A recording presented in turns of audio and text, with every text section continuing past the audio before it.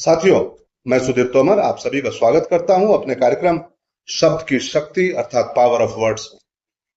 कई बार जो बहुत सी बातें नहीं कह पाती, बड़े बड़े पेज, बड़े बड़े आलेख, बड़े बड़े निबंध नहीं कह पाते, वो बातें, वो सीख हमें छोटी छोटी कहानियां दे जाती है। साथियों, ऐसी ही 3 कहानियां हमारे एक मित्र युवराज सिंह ने हमारे व्हाट्सएप ग्रुप में शेयर किए हैं।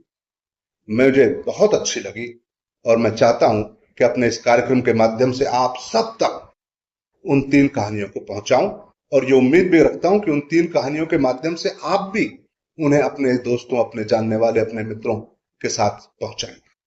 साथियों, जो ये 3 कहानियां हैं, ये बड़ी मजेदार हैं, छोटी छोटी कहानियां। पहली कहानी, और इनके गहरे अर्थ भी हैं जिन्हें हमें याद रखना चाहिए। तो पहली कहानी है, उसका टाइटल ही है गहरा अर्थ। मैंने एक छोटे बच्चे को लिफ्ट में आइसक्रीम खाते देखा।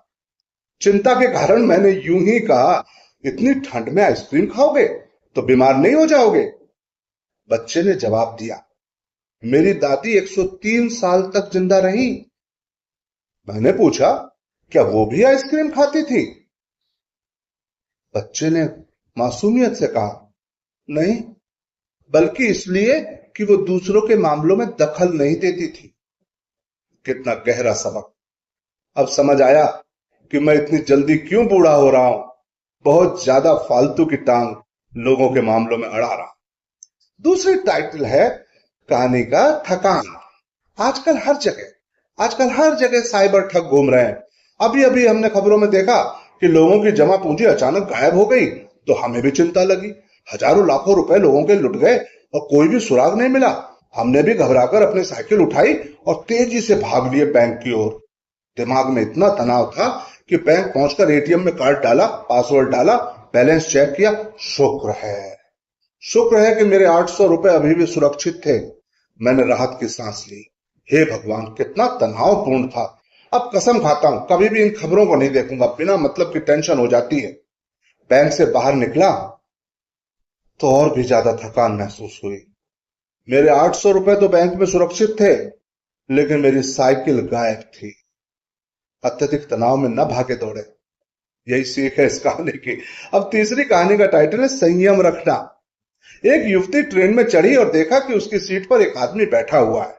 उसने विनम्रता से टिकट देखा अपना और कहा, सर, मुझे लगता है कि आप मेरी सीट पर बैठे हैं। आदमी ने गुस्से में टिकट निकाला और चिल्लाया, ध्यान से देखो, यह मेरी सीट है, तुम अंधी हो क्या? लड़की ने चुपचाप उनका टिकट ध्यान से देखा और बहस करना बंद कर दिया।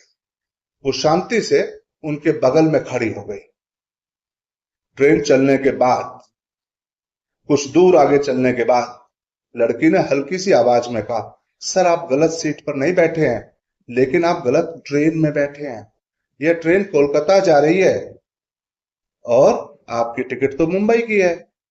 कुछ संयम ऐसा होता है जो लोगों को उनके व्यवहार पर पछताने पर मजबूर कर देता है। अगर चिल्लाने से सब कुछ हल हो जाता तो फिर तो चारों तरफ गधों का ही राज होता। ये 3 मजेदार कहानियां इतनी बेहतरीन हैं कि इन्हें अपने तक सीमित रखना ठीक नहीं, क्योंकि क्यों न दूसरों के साथ इन्हें साझा करें।